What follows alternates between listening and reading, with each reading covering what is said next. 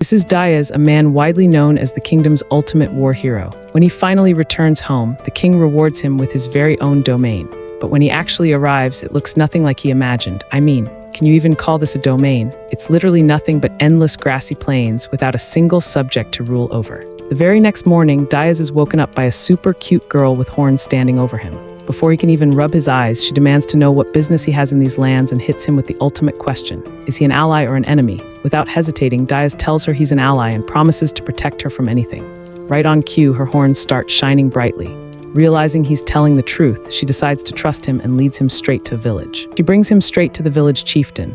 As soon as they arrive, the chieftain asks her if her horns showed any red, and he's totally shocked when she tells him the blue light was as intense as it gets. Diaz then reveals the big news. He was sent directly by the king to be the lord of these lands. The second she hears king, the girl instantly draws her arrow on him. Sensing something deeper, the chieftain asks Diaz to explain exactly how the king gave him that order. Diaz takes a breath and drops his backstory. His parents passed away in a devastating epidemic when he was just 10 years old. Left as an orphan, he vowed to follow their dying wishes, to always protect the weak and live a life they would be proud of. When he was 15, war broke out, and he volunteered as a soldier to protect his friends.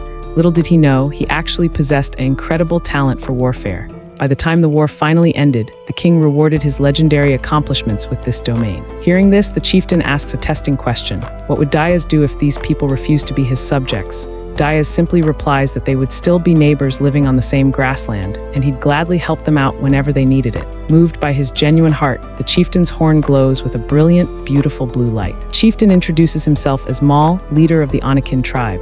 He explains that they fought the kingdom for control of these grasslands for decades, but after a major defeat 50 years ago, they've been hiding using concealment magic, a power strong enough to mask their entire village. They also use a special spell called Soul Appraisal. It glows red around enemies or danger and turns a brilliant blue around those with zero malice. Later that day, Diaz goes out hunting and single-handedly fights off a massive herd of monsters. When he returns with a huge kill, Ulna is completely blown away by his strength and congratulates him on his first hunt. That's when Diaz casually drops that he actually killed half the herd but could only carry one back at a time. Seeing just how strong and manly he really is, Ulna's whole attitude shifts and she starts acting totally different around him. Later, Ulna asks Diaz to go hunting with her.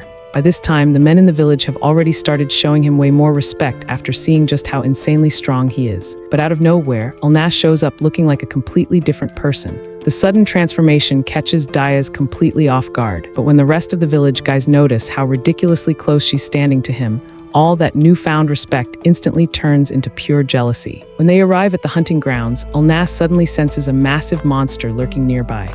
They stumble across a giant turtle, except Ulna reveals it's actually an earth dragon, one of the most dangerous beasts in the plains. She warns him to fall back, but being the absolute Chad he is, Diaz charges in to 1v1 it solo.